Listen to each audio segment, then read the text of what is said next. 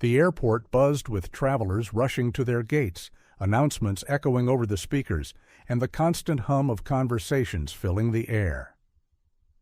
Among the sea of people, Clint Eastwood, dressed in his signature rugged style, walked with a quiet confidence.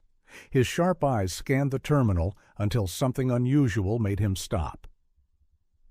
A young boy, around 6 years old, sat near a row of chairs, his small body trembling with sobs. Hundreds of people passed by, oblivious to his distress. Clint, however, wasn't the kind to ignore someone in need. He stepped closer, crouching down beside the child. His voice, deep yet gentle, broke through the boy's cries. "Hey there, son. You all right?"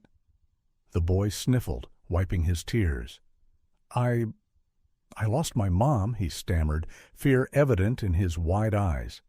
Clint nodded, his expression calm and reassuring. "Well, we can't have that now, can we? Let's get you back to her." He extended a hand, and after a moment's hesitation, the boy took it. "What's your name?" Clint asked as they stood. "Leo," the boy answered in a small voice. Clint gave a slight smile. "Leo, huh? That's a strong name." As they walked, Clint flagged down an airport worker and explained the situation. While they waited, he kept Leo distracted with light conversation, telling him funny stories about getting lost when he was young. The boy giggled between sniffles, his fear slowly easing. Then a frantic voice pierced through the terminal. "Leo, where are you?" The boy's head shot up. "Mom!" A woman rushed toward them, her face filled with panic and relief. She scooped Leo into her arms, hugging him tightly, her tears now mixing with his. Clint took a step back, ready to disappear into the crowd, but when the woman finally lifted her gaze to thank him, she froze. Her breath hitched, and her eyes widened as if she had seen a ghost. "You," she whispered, voice shaky. Clint frowned slightly, studying her face. "Do I know you?"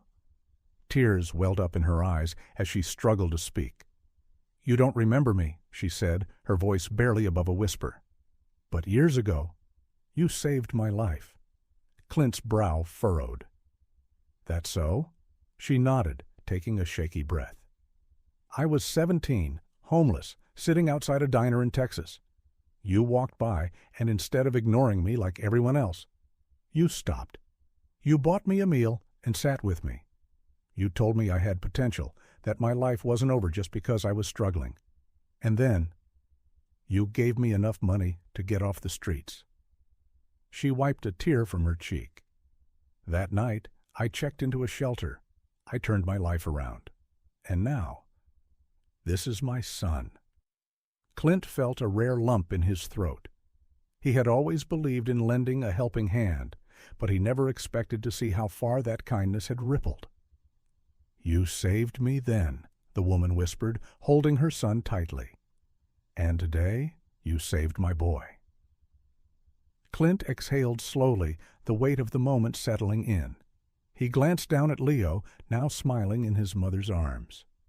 "Seems to me," Clint said with a small smirk, "you did all the hard work." The woman let out a tearful laugh. "Maybe, but you gave me the chance."